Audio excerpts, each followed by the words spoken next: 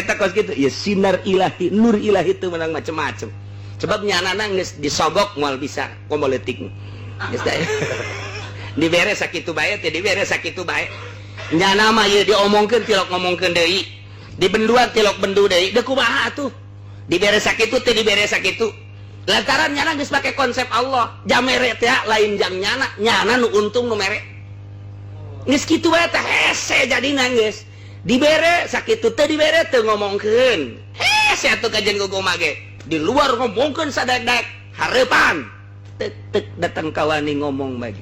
nyanana teh nyaona naon nyanana mah cuma naon nur ilahi nu berontak ngancam ka dirina nu mantak aya bae istilah katulah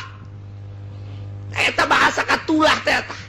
eta sing hade dan Allah eta teh kos kitu teh ngan engke si jelemana dibere pirasat ku Gusti Allah pirasat jelema mukmin wali teh leuwih naon gitu karena tajem